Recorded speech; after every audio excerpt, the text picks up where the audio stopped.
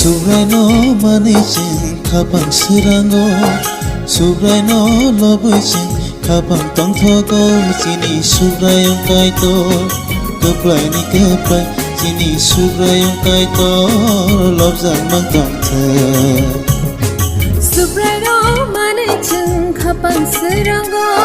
Subraino lobichin kapang tongthogo Chini subrayong kaito Keplay ni keplay Chini subrayong kaito Lobzang magtongthe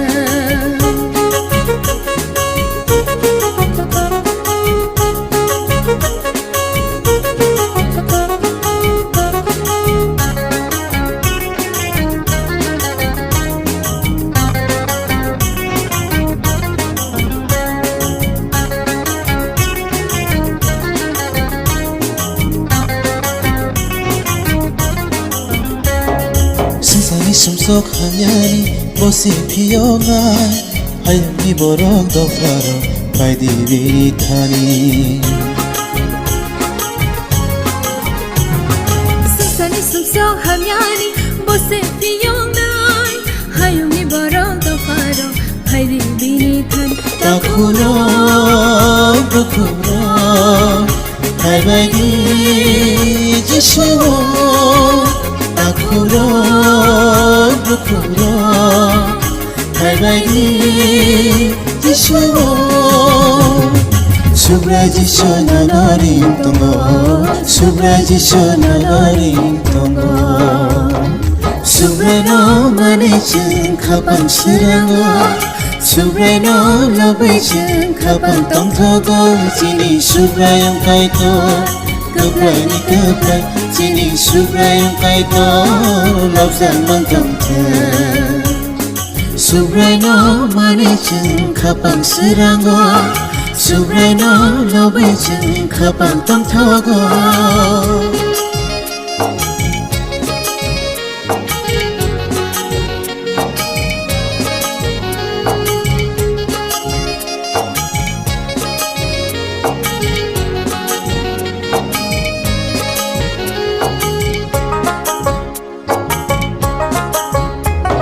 Subraji shole khairong ma hamzang ma kopro Bini hamzang ma pai playa bota khobro Subraji shole khairong ma hamzang ma koplo Bini hamzang ma pai playa khobro Bayaro chalaro Hai baigi jishuo Bayaro chalaro Hai baigi jishuo Subray jishu me thangai bugra Subray jishu me thangai bugra Subraino manichin kapang sirango Subraino lobichin kapang tongthogo Chini subrayong kaito Keplay ni keplay Chini subrayong kaito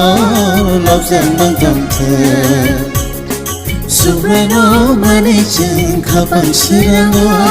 Subraino lobichin kapang tongthogo Chini subrayong kaito Keplay ni keplay Chini subrayong kaito Lobzang magtongthe Chini subrayong kaito Lobzang magtongthe Chini subrayong kaito Lobzang magtongthe